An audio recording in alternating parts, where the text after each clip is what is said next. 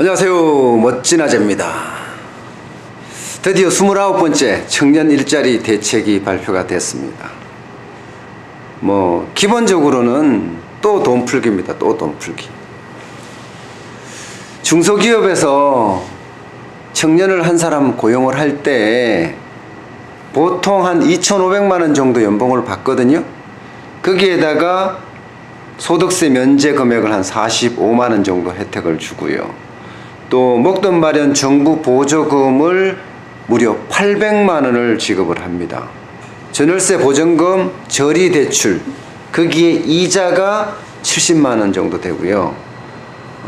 교통비 지원 카드에 해서 120만 원 정도 되고요. 그래서 3년 동안 1,035만 원을 지원한다는 게 핵심입니다.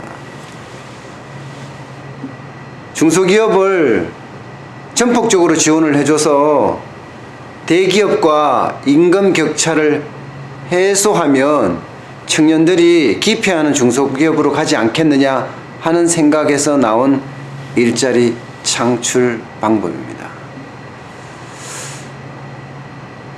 정부의 노력이 진짜 저는 대단하다고 생각을 해요. 어떻게 하든 일자리를 만들어서 적게는 9.8%, 많게는 12.4%, 5명 중에 1명이 논다고 이야기할 정도의 어떤 심각한 청년 일자리를, 청년 실업을 해소한다는 차원이니까 나쁘지 않다고 봅니다.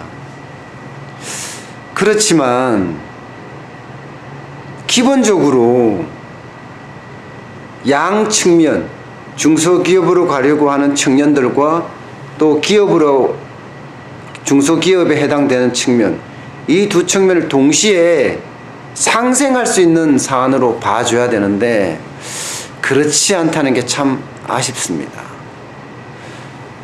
청년들은요, 중소기업으로 안 갑니다. 돈을 조금 더 준다고 하더라도 안정된 직장을 원합니다. 그것도 평생 직장을 말합니다.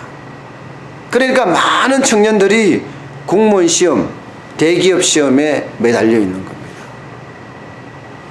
안정되고 앞으로 성장 가능성이 있는 곳이 그곳이라고 생각하기 때문이거든요. 중소기업은 거기에 해당되지 않는다고 생각을 해요. 그러니까 이 문제를 개선을 해줘야 되거든요. 중소기업에 가더라도 내가 자랑할 수 있고 낙인 효과가 없어야 됩니다. 이런 구조적인 문제를 해결해주고 그들에게 지원을 해준다면 중소기업으로 청년들이 가겠지요.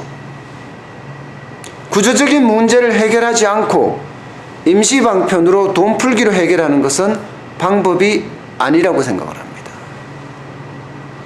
중소기업 입장에도 마찬가지입니다.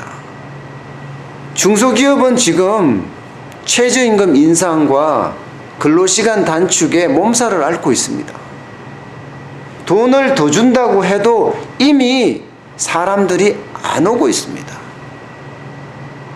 바로 이 문제를 해결해 줘야만 중소기업도 사람을 뽑아서 그들을 훈련시켜서 뭔가 전문가 반열로 양성시키는 게 큰 미덕이라고 생각할 수 있거든요.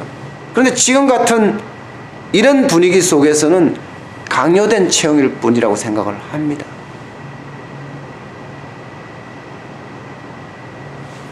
당장 1,000만 원이 넘는 지원금을 준다고 하니까 솔깃할 수도 있을 겁니다. 근시안적인 효과 나타날 수도 있습니다. 그렇지만 3년 후에는 어떻게 하나요? 인재를 하나 길러낼 때 1, 2년 갖고 안 되는 거는 여러분도 아시잖아요. 적어도 3, 4년은 걸립니다. 그러면 3년 후에 이제 인재가 될 때쯤 되면 중소기업 입장에서는 또 그만큼의 돈을 줘야 되는데 부담이 되실 수 있겠죠. 반대로 청년 입장에서도 3년 후에 그러면 1,000만 원이 없어지면 어떻게 사나? 이거 걱정 안 하겠습니까? 미래로 장기적으로 봤을 때는 어렵다는 거죠. 정부 정책을 그대로 액면 그대로 봤을 때는 대기업의 고용은 막고 중소기업의 고용은 늘리겠다 이런 느낌까지 들잖아요. 물론 가만히 있는 것보다가 뭔가 적극적으로 해결하려고 하는 노력은 높이 평가할 수 있습니다.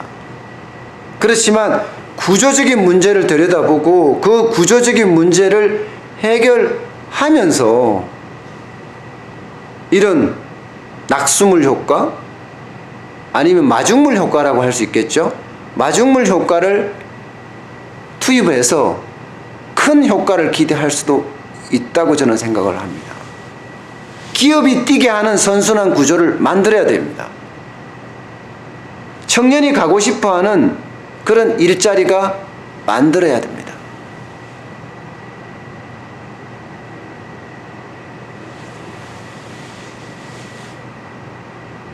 문제는 돈이 아닙니다.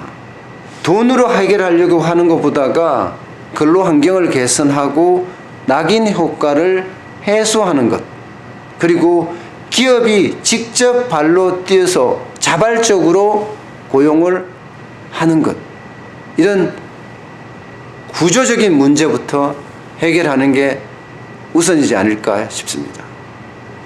오늘 여기까지 하겠습니다. 고맙습니다.